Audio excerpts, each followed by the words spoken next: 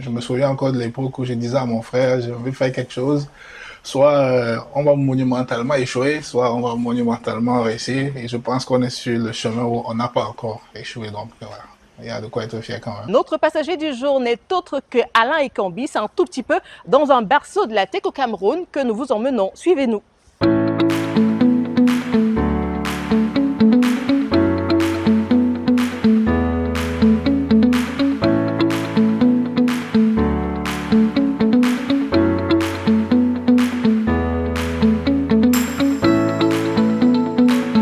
Qu'est-ce qui vous a fait, on va dire quoi, tomber amoureux de l'informatique, de la tech, parce qu'au départ, ce n'était pas votre domaine d'études? Non, pas du tout. Je voulais faire pont et chaussée même en fait. J'ai commencé dans les ponts et chaussées, donc je voulais construire des ponts, etc.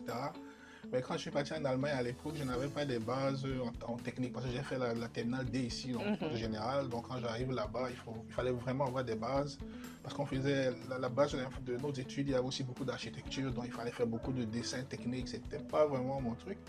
Donc je suis allé en conseil d'orientation d'étudiants, comme on appelait ça à l'époque, et puis j'ai un peu dit que voilà, j'ai des difficultés avec cette filière-ci.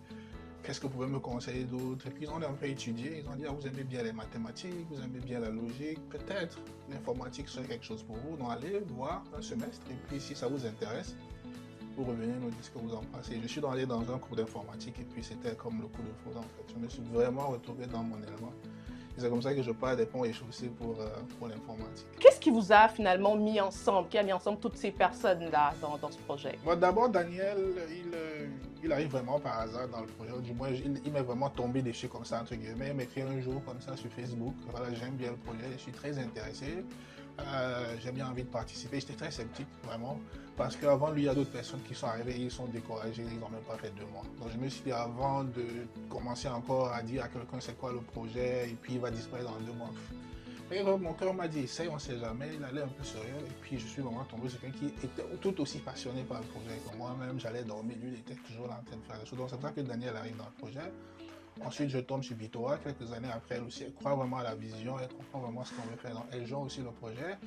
Et ensuite vient Kate, parce qu'il y a aussi Kate, que beaucoup de personnes ne connaissent pas, mais qui est vraiment aussi un des piliers du projet, elle aussi, il y a quelques temps après. Donc, c'est comme ça que nous quatre, on grandit dans le projet et à un moment je décide de faire aussi des cofondateurs, en fait pas juste des gens qui travaillent dans le projet parce qu'ils ont tellement embrassé le projet bien mieux que moi-même. J'ai dit bon voilà, ces 4 personnes méritent de porter le projet tout autant. Car je dis, tout le monde me donne raison. Les idées, à l'époque on disait mais ça sert à rien, ça sonne même faux de communiquer sans numéro de téléphone. J'ai dit mais non. Pour communiquer avec quelqu'un, pour lui envoyer un message, je n'ai pas forcément besoin d'avoir son numéro de téléphone. Il y a d'autres La preuve, moyens. on a échangé, j'ai pas votre contact. Exact.